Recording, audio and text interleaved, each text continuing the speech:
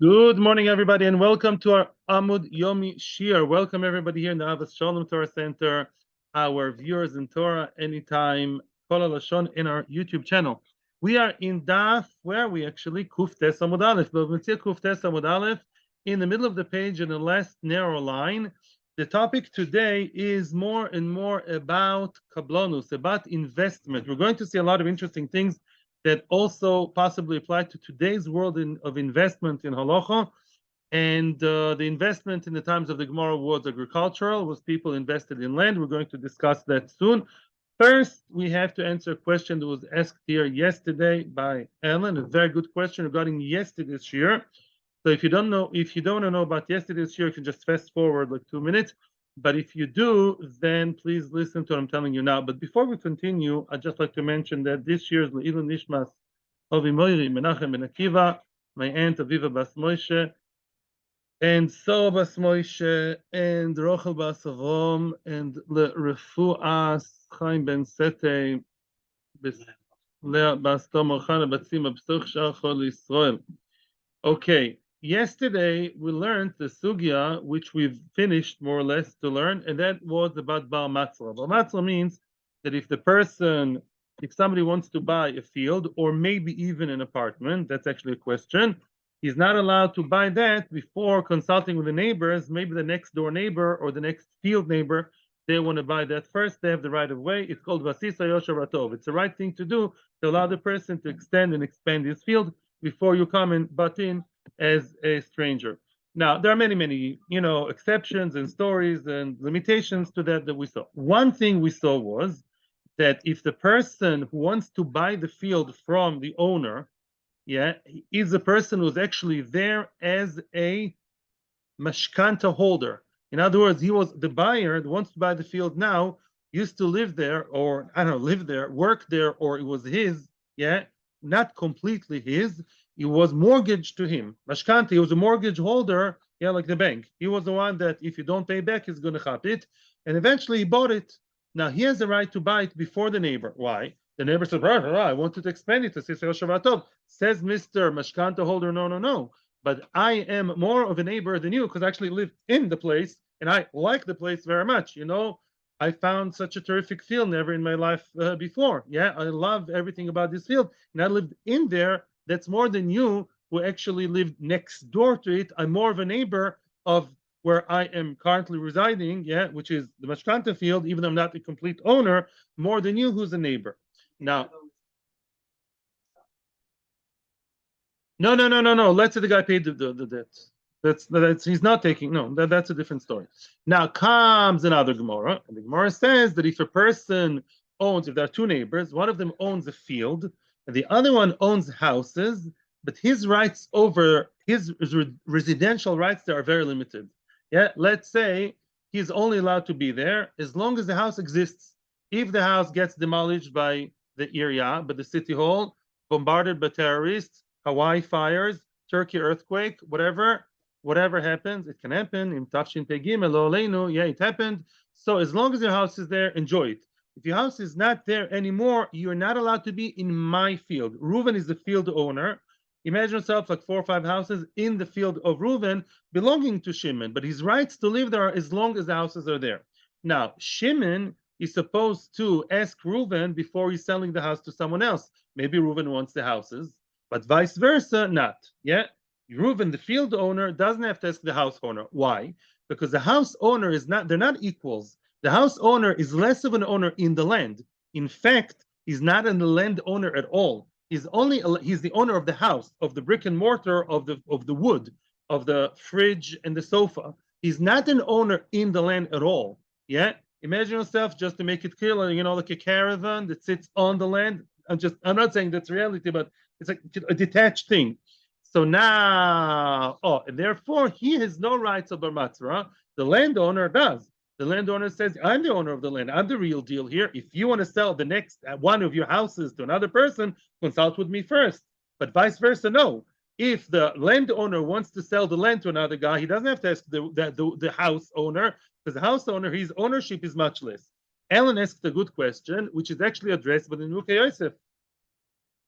Very nice. He's asking very nice. At the end of the day, but the house owner, right, vis-a-vis a new guy, can also say, I'm used to the place, I like it. It's true that vis-a-vis the landowner, the house owner is less, but vis-a-vis a new guy that wants to come, a foreign, so to speak, a buyer, yeah, why can't you say, I'm used to this house more than you, Mr. New Guy?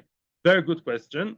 The Muketsev is a whole long answer. If I got the crux of it, and again, it's a good question, I'm not sure if I got the whole thing. The Muketsev basically answers from what I saw yesterday that the ownership of the house is nothing. He doesn't own anything in the land. The business is the land. The mashkanta guy is a partial owner in the land. You're correct. If I am owed money and I sit in the land, right, I really have some kind of ownership in the land, right? And therefore, my ownership, it's not just because I like the place. I'll give you an example. If I go on holiday, let's say I visit my friend's house for 2 months, very nice guy.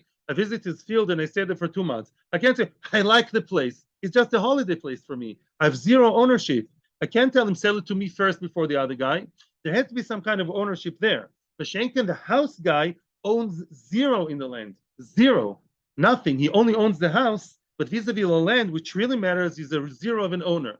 Mashenkin, the mashkanta guy, is more of an owner because he holds the land legally. As long as it's not paid, he may own the land completely. And that ownership is not, yeah, and therefore that's the difference between the cases. That's not word for word the Milk Yosef says, but that's how I understood the spirit of the words. Very, very good question. Maybe there are other answers, but that's basically it. Okay, yes, continue.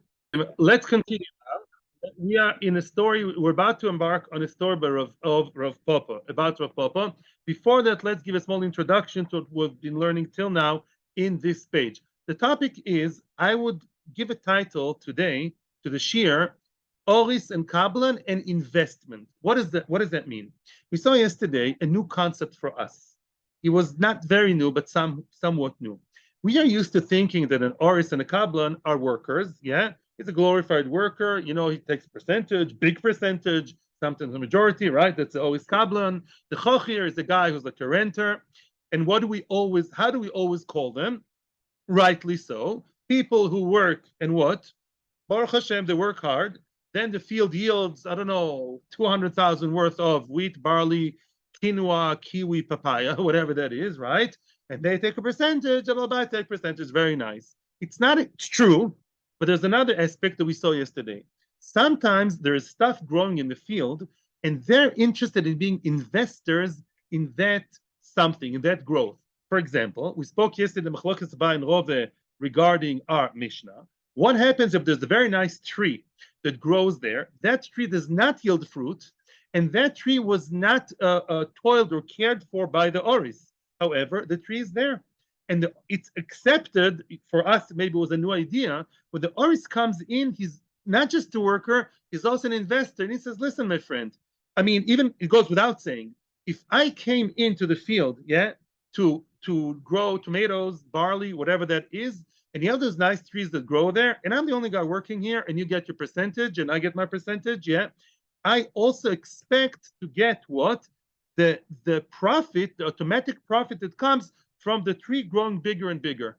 Yeah, for example, a shikma, the sycamore tree, in 7 years, every 7 years, it becomes big, nice, and strong and sturdy, and you can use it for terrific wood. If I'm there for 7 years, it's expected that at the end of the 7 years, I will cut those branches that are now super good as furniture wood or building wood, construction wood, and that will be mine. Nothing to do necessarily with my work. It's to do with the fact that if I accompanied the company for 7 years and it grew and grew and grew, now it's going to be mine. Abai and Rava argued what happens with less than 7 years when it's only by percentage.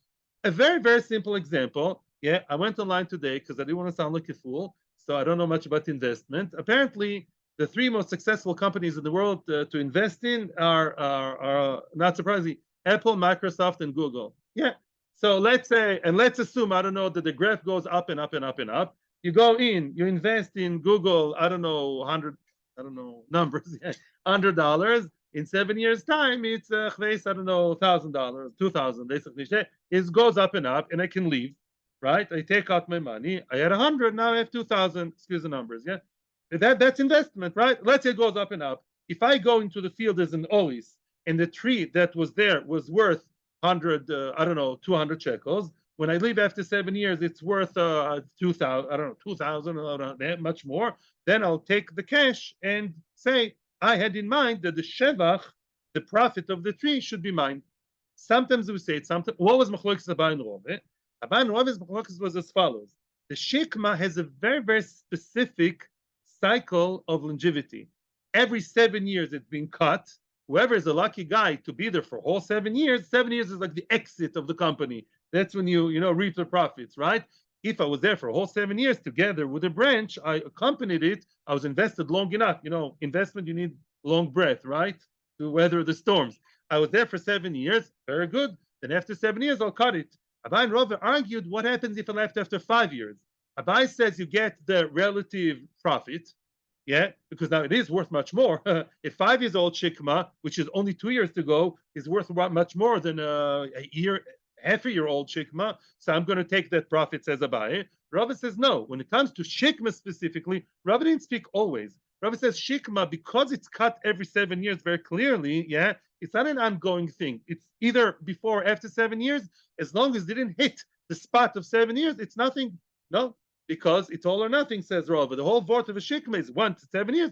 Then, if you stayed long enough, you can take the profit. But it doesn't go proportionally. It's not like your investment in Microsoft, can hop in and hop out of the stock exchange as long as you tell them, I don't know, a few hours before. It goes all or nothing, says Rava, and Abai says it's relative. That was up until now. Comes the Gemara questions. Okay, online. I highly assume, I didn't see this one in Shulchan Aruch, that if I, as an Oris, would come to the Balbais and say, listen, I'm well aware that your Shikma is 2 years old and I'm going to leave in 1 year time, less than 7 years, then what? I'm not going to take the Shikma, but I want the profit. If you sign in a document, of course I'll get that. The Shal is what's assumption. Abai says, even without making an agreement, I have my percentage in the 7 years business, even though I did not reach the climax. And Rabbi says, no, unless you said otherwise, even if you assumed, why should Balbais assume? You didn't stay there long enough until we reap the profit. L'chora. It's chabal. Let's get into it, and all the questions hopefully will be answered. A very, very, very crucial story. We're going to see like 3 stories here. The main one is now. Rav Papa Kabil Aralas Pasta.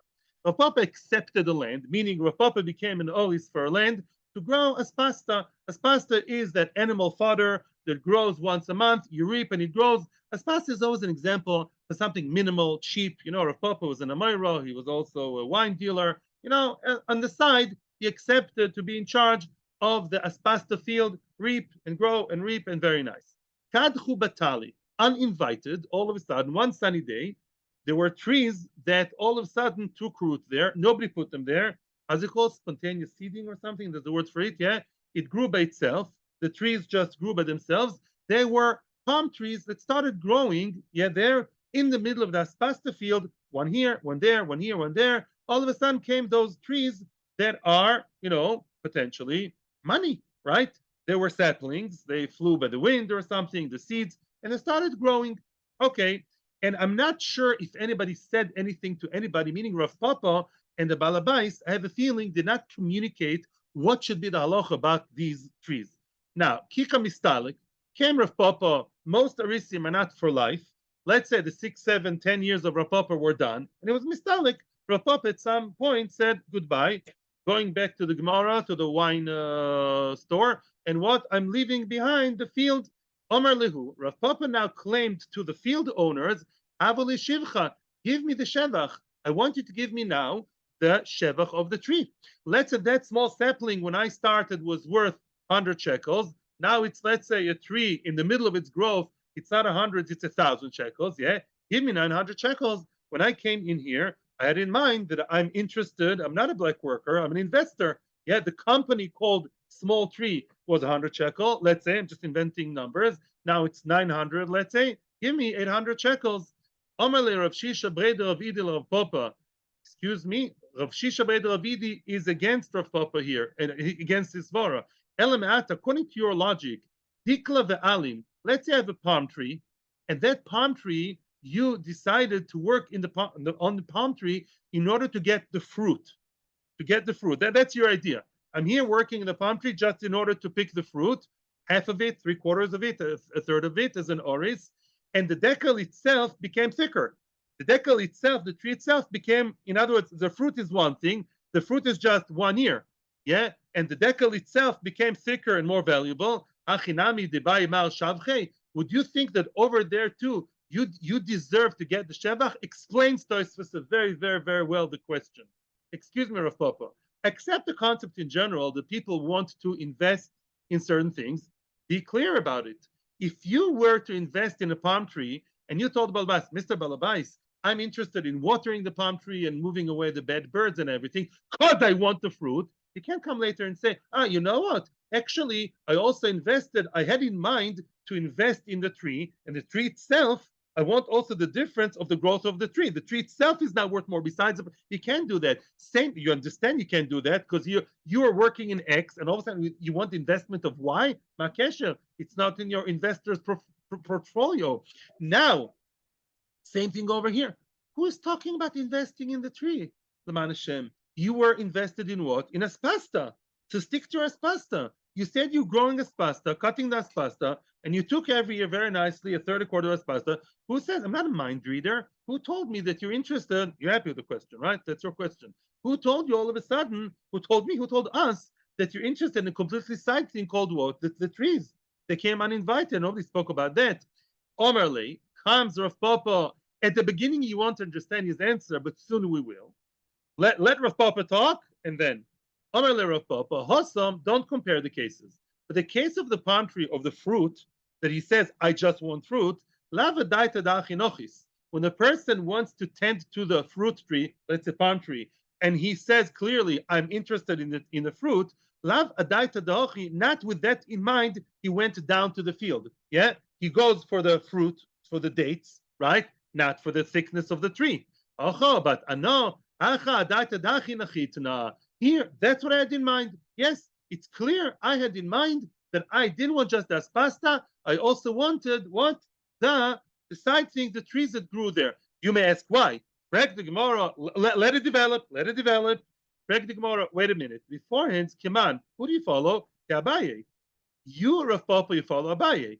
The Omar, b'shvach shikma yeshloi, right? You seem to follow Abaye. Who's the one who believes that even if the Oris didn't utter a word, and nobody uttered the word about the trees themselves growing bigger, or the shikma, we automatically assume that if I come to the field and all I talk about is tomatoes, spinach, and wheat that I'm going to grow, but we know that there is more profit there growing in the corner here and there of trees becoming bigger, who says that it's assumed without talking that the Oris is interested in that investment? Abaye. Rav Papa, you follow Abaye? That's interesting. Because what did we learn in Kita Daled? Usually, and obviously Rav Papa knows that, Baruch Hashem, the Heilig Rav Papa, the what? Avalocha is not like Abaye, right? Only 6 cases. It's not one of them. Answers the Gemara, and now we're going to get the whole case. Afilu temek, even if you follow Rava, I'm still right. Why? Hossam, you know why Rava over there, what did Rava say? If I grow wheat, and in the side of the field you have shikma, which was always there. The shikma was always there. I come to a field. I'm a good agriculture. I'm a farmer. I'm an Oris. I know what I'm talking. I come to survey the place, and I see what. Look, there's wheat over here, and then a few trees growing here and there, and they grow by themselves. I have nothing to do with it. And says Rabbi Hossam Lesle Pseida, I did not lose anything but the existence of the trees. In other words, in the case of Rava and the sycamore tree, the shikma, that grows for 7 years, Rava says, like I said yesterday, Ma, you're growing wheat over here, as agreed. Those trees were they will grow before and after you came. You're not losing anything by their existence, and therefore, why should you get any? You don't work on it. Why should you get easy money? Are you a spoiled child? Oh, here comes the punchline. Here comes the punchline. Over here, Rav Papa is right. Ika pseida. Here says Rav Papa, I lost because of the existence of those sudden uninvited trees. I lost because of them. Which loss did you have exactly because the trees were growing? The answer is simple. Answers Rav Papa, yada de aspasta, or you could say it's all part of the same statement. I'm not sure. Yada de aspasta. What was the loss of Rav Papa? Rav Papa says, yeah, I'm not, no whiteboard today. Let's imagine that this is an aspasta field. Rav Papa arrives in Aleph Odor the year, yeah. The field is full of potential open space where all Aspasta can grow, yeah. He has, I don't know, 100 meters over 200 meters of Aspasta, potentially Aspasta friendly land. All of a sudden, a tree grows here, another tree here, another tree here. Those spots where the trees are growing, he's losing because he could have grown Aspasta there. That was not expected. The trees came. I didn't invite them here. They came by the wind, gone with the wind, coming with the wind. I lost that space of that pasta. So now give me the value of the trees that grew. Now comes the claim of the Balbois. Wait a second. You can also read it that way, by the way. My psadetich yada das pasta. Which loss do you have here of Papa? The yada means space, like the hand of the person, like your daladamas. You have the space. Shkol yada das pasta vazil. Why are you taking the 900,000 shekels worth of the palm tree? Just take the potential as pasta that could have, should have, would have grown there and go, which is much less. As pasta is not expensive. Dafka, this case is as pasta. You claim, excuse me, I came here all full of beans wanting to work for years about as pasta, and those trees that took some space. Okay, fair enough. So take just against the aspasta, which was, I don't know, 100 shekels, not 900 shekels, which is the difference of the tree, big or small. That in Mechitesi, that's a claim against Rav Papa. Answers the Gemara, answers Rav Papa. This is a big nidin over here. Says Rav Papa, Omalei, Rav Papa responds to, I'm not sure, Rav Papa is talking to Rav Shisha Breder Avidu, supporting the other side. Omer Le, Rav Papa defending his side. No, who kimarishka raboy? Excuse me, when I said aspasta, who said it would have grown aspasta? We saw a few days ago that you can use very small space to grow something very expensive, Oriental turmeric. Yeah, that is kul kimarishka. Oriental turmeric is very expensive. So in those spots where the trees grew, I could have grown not as pasta because we said in the Mishnah that in Oris, yeah, and Kablan, they can't change according, as long as it doesn't harm anybody, if it doesn't harm the land, and if it's more valuable, bivakasha, yeah, the more the better. Kurkuma derishka is worth more. It's Oriental turmeric, it's very expensive, worth more. It's not aggressive to the land, it doesn't deplete it. I could have grown expensive things. So don't throw me the bone, says Rav Papa, of what? Of just as pasta would have grown. I could have grown. You want to play the would have, could have game with me? I'll play it back. I could have grown there. Kurkuma derishka. That's like fancy $1,000 a gram. I don't know, whatever. Yeah, it's a very expensive thing. It is, by the way. Yeah, because it's very healthy. So it's very expensive nowadays. Yeah. So Mimela, I could have grown that. So Mimela what? So give me the growth of the tree. Says the Baal Karka and his representative of Shisha Bedavidi, Galita Daitcha, what did you just say? You said it could have grown what? Kurka Madarishka. Kurka Madarishka means what? You plant it and you reap it, you cut it and you sell it, right? You, by this claim, you put your foot into it. You lost now, Rav Papa. And Rav Papa lost the case. Why? This is the punchline. Galita Daitcha, you now revealed your own cards. De lemishkal v'istaluki avadeta. You showed you're not here in order to invest in an ongoing business, and soon I'm going to explain the difference. You're not here like a good Microsoft investor who's interested in what? Investing in the year, I don't know, 2020 and 2025 to leave with more money and leave the company obviously existing as it is. You're not interested in just investing. You're interested in planting and reaping, and that's it. You're not interested in an ongoing things in the land. And therefore, you claim that it disturbed your work, and you're right.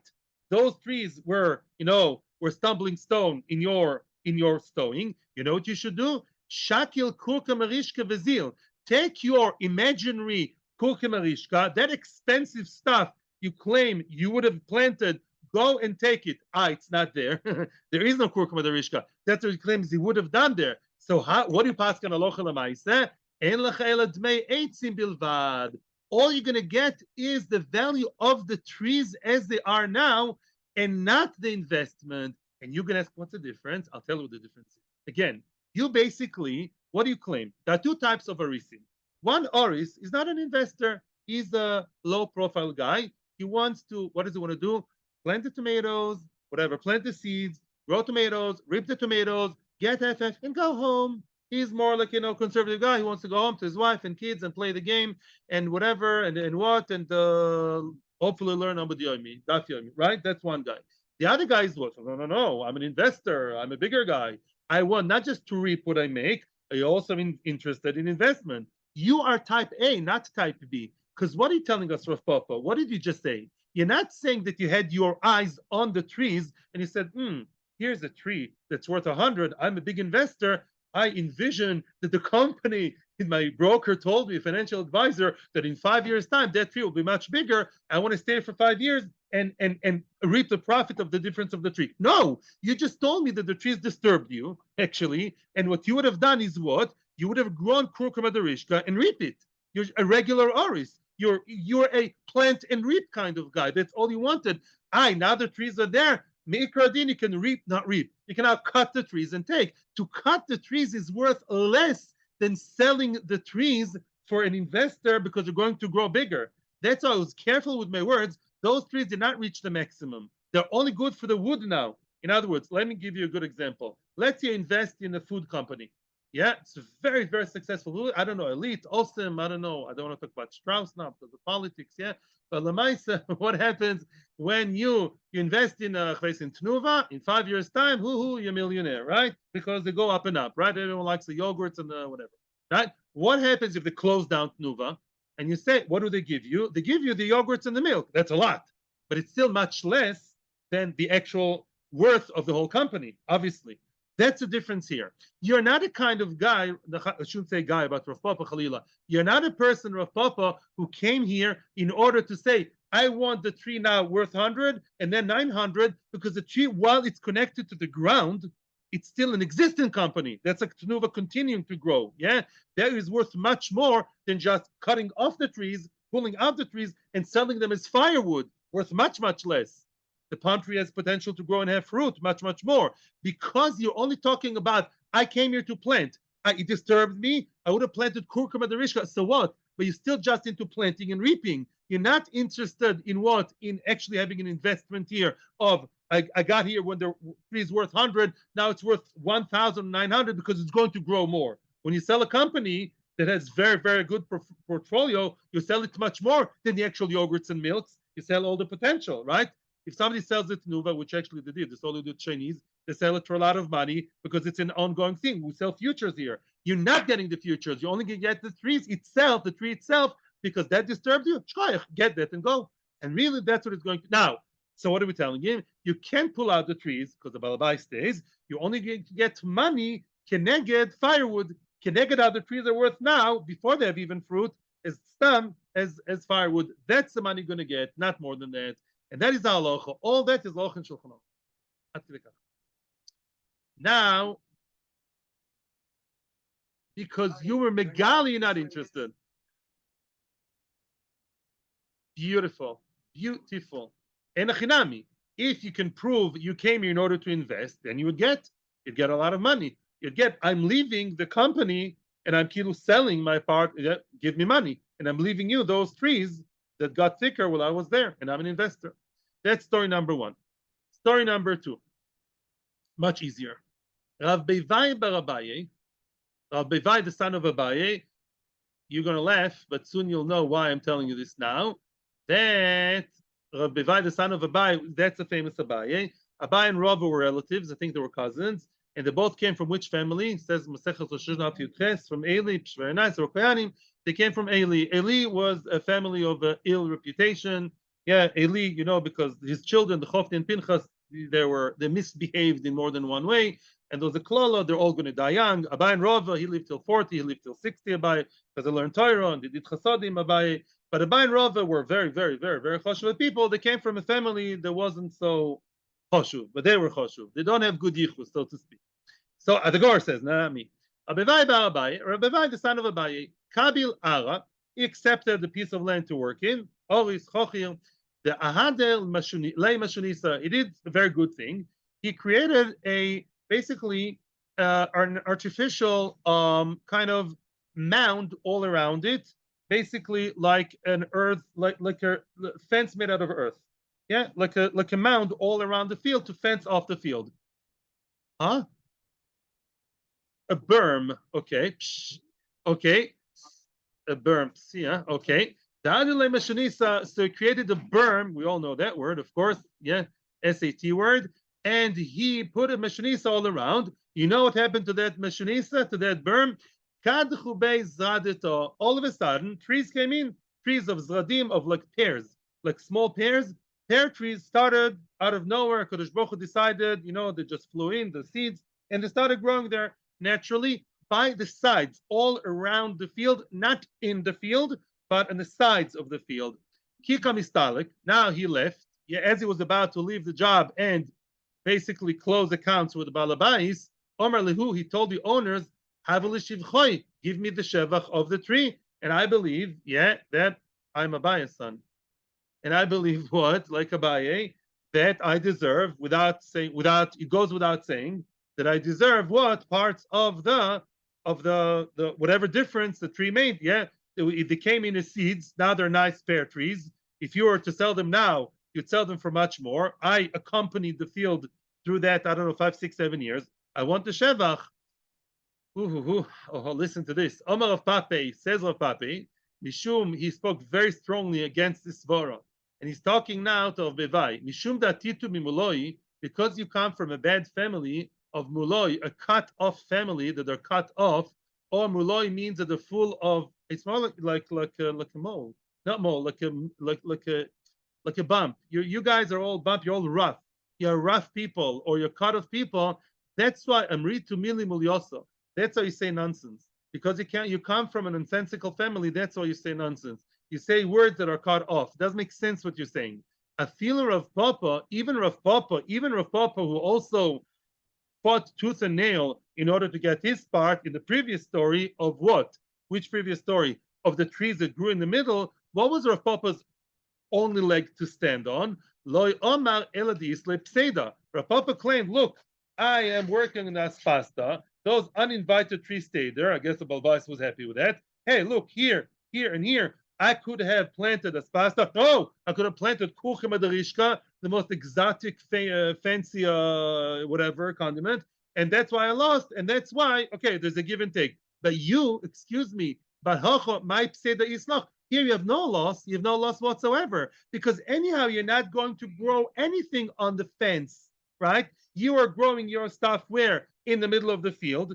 In the field itself, you have wheat, barley, whatever you want. Yeah. And in the corners, there are pear trees growing. You didn't invest. No. You did not lose anything by their existence. You can coexist very nicely with them. Yeah.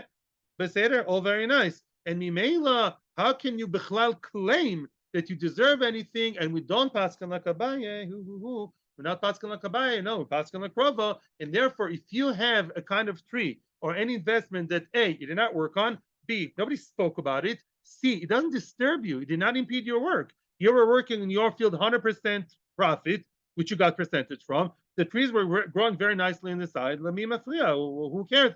And therefore, you're not getting anything. Why did he speak to him so harshly? Is probably going to be our question. Yeah. Thank you. Again, yeah. 1 second. Rava tells you, so it sounds like, whenever you have a tree that grows by itself, you did not invest, you didn't talk about it, you didn't do anything with it, it didn't cause you loss, you don't get in it. Why did we say the pshat about the shikma? Because by shikma, Rava agrees, the Mishnah says, and not Rava says, that if it grows to the full 7 years, then it goes without saying that I'm interested in the shikma. Then Rava would agree. I mean, it's a Mishnah. Rava says that even in the shikma tree, where at the end of 7 years I am assumed to be a partner, even then, when it's only part of the 7 years, I'm not a partner. Right. But a tree that doesn't have that 7 year cycle, avada, according to Rava, there's not even a havamina, according to Rava, to say they'll take part of the shevach. Ma'kesho didn't do anything with it. That's a bit of a tweak of what I said before. Thank you. We have to continue. Yosef. Now, new story in the middle of the wide lines. We have to continue now. Before we continue, let me introduce you to not a very new word. We saw the word before. There's a kind of oris called shatla, which means some arisim come to the land, and the land is all whatever barren. It's empty. Nothing grows there right now. It can grow. It's arable. But who's supposed to start off the project to do the kickoff, the kick to start off? Mr. Oris. Such an oris is called shatla, meaning the planter. He plants it, and he doesn't get a third. He gets a half. because he started the project, Mashenken, and he's going to get heft through life. So he started the projects and then he maintains it. I used to have a website there, the developer, she started the whole website and then she maintained it, right? So for the beginning, she took a lot of money. So the shatla, what does he do? He doesn't take money for the first time, but instead of getting a third or a quarter, he's going to get half the entire life. That's a shatla. And always who comes to, he gets everything on a silver platter, he comes at the 10th year and it's already all growing nicely and he's like the new guy on the job, but he's not the one who started. He's there to maintain and work. He usually gets a third. That will matter more in Amud base. I'm just giving you the fact now. And from now till the end of the Shiur, we are going to listen to the beautiful words of the Gemara. Rabbi Yosef. Now, what happens? Let me ask you a question. What happens if a shatla or an oris dies in the middle? Oy vavoy. Zochenu lechaim. Rosh Hashanah. What happens if Mr. Oris, Mr. Shatla, Mr. Kablan, whichever, Chochir, he's there signed for 5 years, 3 years into it, car accident, heart attack, and cancer all in one go. The guy died after 3 years, high and dry. Now the children want to continue and say, okay, we'll step up for the plate. We'll step up to the plate. We'll now go instead of our father. And the Balabai says, I really liked your father, but he's not interested in them continuing. What happens then? Rav Yosef Shatla. Rav Yosef had a shatla, a gardener, a planter. Shachiv, he died. He left behind 5 sons-in-law. And no sons. He has 5 sons-in-law that basically they're here instead of him. The girls, I guess, they got the Yerusha. Yeah. Now the sons-in-law, they are the ones instead of him. Omar. So now says Rav Yosef, oh, welcome, welcome all 5 guys to the field, but Adaidna, up until now, Chad, Ashta Chamisha. Up until now, I had 1 guy working. Now I have 5 guys. You think that's so good? No. Adaidna, up until now, Lo havu samchu adadi v'lo mafsiduli. Up until now, I didn't have many people to rely on each other and cause me a loss. What happens in a good company teamwork? It's his fault. It's her fault, right? It's not me, it's him. Too many cooks spoil the broth. There, the b'shut filachmim v'lo kriri. Gemara beginning of Eruvin, Daf Chafei v'lo Basra. Too many people. That's everyone's his fault, and it's not me that's supposed to come today to work. It's him, right? Ashta. Now you know what the headache I'm going to have. Chamisha. I'm going to have 5 arisim instead of 1. Samchu adadi umafsiduli. They're all going to rely on each other that he should really water the vineyard and not me, and not it's going to cause me a loss. I'm not interested in them continuing. Now, before we continue to the next line, I'm going to save a lot of work, which I did in Shulchan Aruch. We always imagine, and that's the way I always picture it, they reap everything, and then he gets half, and then he gets half. It's not always so simple. Sometimes people are prepaid, and sometimes people are paid too late, a bit later. In other words, postpaid, right? In other words, sometimes the Oris got his part already, could be in money or in other cheshbonos, before he actually gave, or before he finished the entire work, or vice versa. Oh, so now, let's just remember that there is such a possibility, and now we'll continue. Omer lehu, now he told them the following. Ish shaklitu shivchaychu umistaliktu mutav. I'm being nice to you. If you want to take the shevach, whichever amount of shevach your father created, now we're talking about shevach that the father created. In other words, the father died in the middle of 5 years when the apples were 3 months into being picked. Yeah, I can't pick the apples yet and give it to you. Yeah, I'm giving you shevach. I'm going to assess now how much shevach your father did. And let's say I owed him a half. Take that and go. And if you don't do that, because they wanted to work. They wanted, they wanted to stay and work harder and make more benefits. Yeah. In other words, right, if they stay longer instead of the father or father-in-law, they will stay longer and get the real apples. They'll get more of a shevach. Not 80%, they'll get 100%, 50% of 100%, not of 80% growth. They want to stay longer, and he wants to kick them out. The Eloi, if you don't accept the shevach as it is now, from since your father started till now, where we are frozen in time, the 80% they owe him, not the 100%, and you insist you work instead of him. If not, I would actually misalik to you. I will evict you. I will not continue with you without giving you the shevach. How can he not give them the shevach? The Omer of Yehuda, V'temer of Huna, some say it's of Huna, V'temer of Nachman. They all either one of them. Rome said the following: Hi shatla the shochiv, a shatla, a a planter that died in the middle of the term, Yoshim delay mistalkinu below shivcha. His Yoshim are mistalik without any shevach. Why? Because, by the way, it's not the, I'll just finish off the lav mil say, and it's not true. He never really said that, which means we thought that Ravuna or Rav Nachman or Rav Yehuda said the following: it's all or nothing, more like Rava's idea. If the shatla, in other words, the shatla doesn't get percentage as you go along, like Abai thought about it, even about his own work. He worked in order to make an exit, meaning when the apples will be all ripe and nice and dandy and red, can be sold to in the market, yeah, then you'll get, and you'll still be alive, mister, then you'll get 100%, but it doesn't grow relatively. So if you died, mister, well, you're not talking to him. If your father-in-law died in the middle and he made 50%, it's not like he can yarshin you. He can't bequeath you the 50%. So we think the moment, yeah, you get nothing. I'll be nice to you and I'll give you the 50%. But if you insist that we want to keep working in order to make it 100%, I won't give you even that. The Lav Nil says the Gemara, it's not true. That's not the halacha. It's not the halacha. And really, he should give them whatever the father made. Whatever the father made does grow. Money doesn't grow on trees, okay? But the apples that he tended and cared for, we're not talking about the easy investment, the trees growing in the side. No questions now. Yeah, basically the father invested and brought the company from 0 to 50% in the stock market. Yeah, so that is considered his, and he does bequeath it weiter to the children. The other story about early or late, I'm not going to talk about it now. I don't want to confuse you. That's the story in Shulchan Aruch. Basically, people do yarshan percentage, or they can't force him to work. No. Shulchan Aruch says they can't force him to keep working. That no. If I'm interested in the father, not in the son, by the way, Shulchan Aruch says, or somebody in Shulchan Aruch maybe say, it's not even if it's 5 children, even if it's 1. He just told them why he doesn't like the idea to sound nice. You know, I'm not interested in working 5 people. But let's say the Aris was nice. His son, I don't know his son. I can't be forced to work for the son and say, I yarshed him and all these working agreements. No, I'm not interested in working with you. You are not your father. I'm sorry. You don't fit into his shoes. You want the money? Beseder. The money, the relative money that he made, although it's not a finished project, I'll give you because you deserve that. Weiter. We have to continue now, and questions are welcome in 10 minutes. Ahu Shatla. Actually, there are 4 stories. Sorry, I said 3. There are 4. Ooh, new story. Ahu Shatla. There was a Shatla. What's a Shatla? A planter, a gardener. He plants all the trees, all the vines, all the whatever, the orchard, and then he keeps working. He gets FF. Ahu Shatla the Omer Lehu. The Shatla told, interested, the owners of the field are always referred to in plural. The Shatla told them, it's the big them, yeah, the royal we. They, the owners of the field, the Shatla told them this following: I'm an honest guy, I'm a good guy. If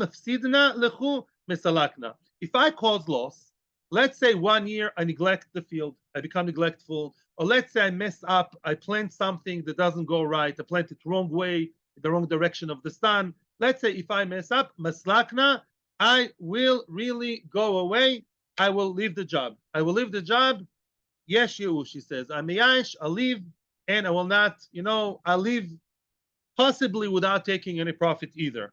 There could be still profit from other years. Afsid, and, Kasher Yogorti Bali, he opened his mouth to the Sultan. He really lost 1 year, maybe worked there for 3 years, and there was nice profit. Let's say at some point, there was a year of loss. He didn't break even, didn't try even. He was neglectful. He lost. He caused the loss. Amar Yehuda, mistalik v'lo shavcha.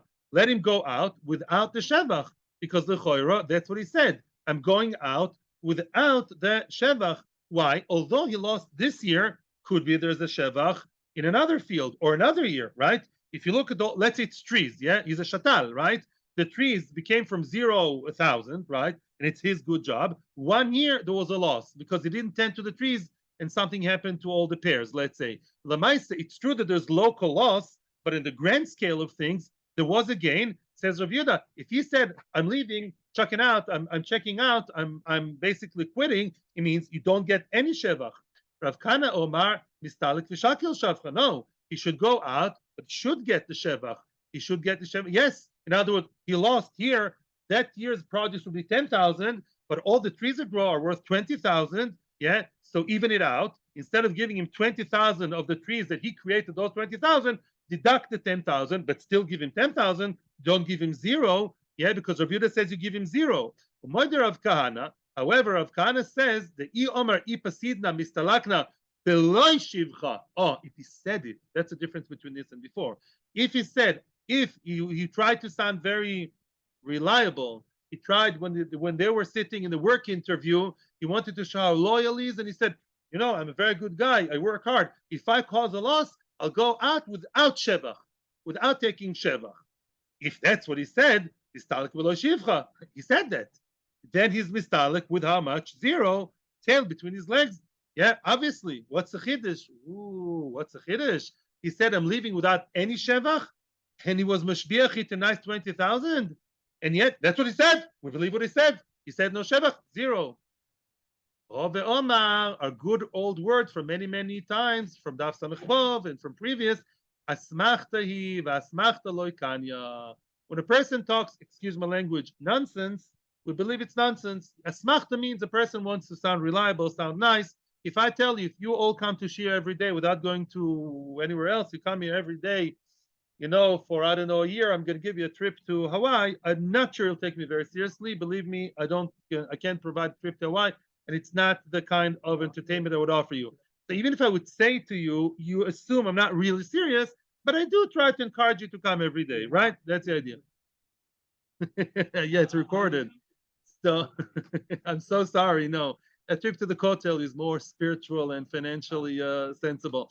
So therefore, when a person says such a thing of what, if I lose 1 year, then I'm willing to lose everything. It's a smachta. Nobody knows. It's not a serious thing, really. So we don't hold him by his word. Frag the Gemara, we all know about a smachta, but let's review a Mishnah that we saw not long ago. Rava, we're questioning Rava. What's the difference between this and the following Mishnah? The Mishnah said, Im oivir velo avid, a person says, a very similar case, and always said, if I will leave the land bur, which means fallow, if I will just be neglectful, let's say I'll be tired, neglectful, or have excuses, and I will not toil, work the land. Shalim b'meitava, I'll pay you whatever loss I caused. Yeah, let's say this year would have yielded normally. We can assume that, we can assess that all the other fields that year they yielded million. I'll have to pay $1 million. Why don't you say it's a smachta? Also a smachta. Why should he pay for something? Stop being neglectful. He should pay for would be. It's a groma. So, and over there we do take him seriously. So why over here we say just a smachta, we don't take him seriously? What's the difference? Answers the Gemara, of course there's a difference. Hosam my da'afsid meshalim. Over there, Lemaisa, Rama Shmama, if he said, I caused you a loss, and he was mafsid. The fact that he sat at home and he drank coffee and did crosswords instead of working in the field, he caused a loss. And he said, loss caused by me, I'll pay you. You pay. It's not so ridiculous. Yeah. If I even indirectly broke your mink vase 10,000 pounds, and I say I pay. Because I decided yes. Hocho, over here, and comes the punchline. My de afsid minakinanle, ve'idach yavinanle. Over here, no. What you lost, we will deduct. Lenakot with the chof, not with the kuf, is to deduct. It's also modern Hebrew. There, let's say the trees are, bigger numbers. The trees that he planted with blood, sweat, and tears, and they were worth zero, are now 50,000 shekels. And this year he made a loss of 10,000. I think that it's 40,000 he deserves, and that's what Rava says. In other words, the loss he caused or whatever, his flunk, his idea, Enochnami, lose the 10,000. But he didn't mean to lose the entire project that he worked on for years and years. So take away 10,000 from the 50, it should remain with 40, and that's what should stay with. And if he said, if you thought he meant zero after working 50,000, of course that's shtuyot. Vashenkin in the Mishnah, that's a smachta. Vashenkin in the Mishnah, no. The Mishnah, it's a chiddush, but it makes sense. If I caused you indirectly or passively, I caused you a loss of 10,000, I'll bear the consequences. Pay 10,000, and you deduct 10,000. It's not so ridiculous. Why not? Weiter. Now the fifth story, and thank you for. We have to at least finish Amud. It's a second show in the same Amud, and I'll be very happy to hear questions in a few minutes. Runya Shatla de Ravina Hava. Runya, a man called Runya, was the shatal. Again, what was he? The gardener, the planter of Ravina. Ravina, the owner. Runya was the shatal. That's an easy story. Hava Afsid, he lost, he caused the loss. Salke, kicked him out. Lesalek, he evicted him and said, done deal. I don't want to see you anymore. Ravina, the Heilige Amora, told Runia, I'm sorry, no prior warning. You caused the loss, it's all over between us. Sorry, mister. So all over between us. You're not my Oris anymore. You're not my Shatal anymore. We had an agreement for 5 years, assuming you know what you're doing. You caused me a loss. By the way, this is not an Oris who caused a 1 year loss, because this man, Runya, he planted it wrong. Those trees that were possibly bought with the money of who? Of the owner, he planted them the wrong way, the wrong direction, the wrong angle, the wrong place, the wrong something, the wrong soil. I don't like gardening. I don't know. You know about gardening more than me. He created an irreparable loss. Runya came to Rove all upset. Look what he did to me. He kicked me out without giving me second chance, without warning me. Rove says, sorry, Shapir Avid. Yeah, he did the right thing. He never warned me. There was no Asra, BSD Asra. He should have warned me and said, if you once more cause me a loss, then I'll fire you. There are a few professional people that if they mess up, if they cause a mistake and a loss, you can actually fire them right away, especially if they're public workers, without prior warning. Who are those people? Rove following his own reason. Count them. Mikri Dardaki. Mikri Dardaki is the person who teaches children in Cheder, and he did something wrong. One of three things. Either he taught them a mistake, which will stay with them for life, yeah, or he was drinking his coffee and smoking a cigarette in the Cheder Morim while leaving them in the class to go wild, Bevatel Torah, or he hit the children too much. None of those happen in the school system nowadays. It never ever happens that Rabbein teach wrong, or leave the kids alone, or they hurt the children physically or emotionally. Science fiction. But says Rava, what you got? You agree? Good. Such a Rebbe has to be fired straight away without prior warning. That's what Rava says. Now, Shatla, a person, what did he do? He planted your tree, your precious tree that you bought in Sainsbury's. He bought, I don't know if he bought trees there, yeah? He planted it the wrong way, and now everything grows wrong, yeah? That tree will never grow again. Okay, maybe another tree. This one is a loss for life. It just grows wrong. Tabcha, a person who shechted an animal, private shechita for Rosh Hashanah, you go to this brisk shoichet, for the brisket, you get a very machmir shoichet, he shechted, and now the animal is straight. And he's telling you, okay, I'll pay you the $10,000 of the cut. Thank you, but my Rosh Hashanah will be without meat. And then you cannot repair ever, right? That's right. It says, my busha and the busha of my guest of my wedding, let's say, where I wanted to serve it to the Yom Tov, I didn't need meat for Yom Tov. You can't repair that. And the Umna is a doctor, messed up. What can he do? He killed the guy under the scalpel. No, it happens. Showing, is a brain surgeon. The guy died. Okay. No, not okay. Struck off. You kick out the guy from hospital to take away his license. The Sapar Mata is either a barber, works for the public. Remember, the barbers back then were paid by the public. Like the garbage workers today, yeah, he's a public worker, and he gave you the wrong haircut. What a busha. You cannot do it, right? Or let's say soifer, he wrote the wrong star, and that wrong star causes irreparable loss. Kulan kemutrin v'oimdin dami. They can't say, oh, give us a chance, warn us. We were not warned.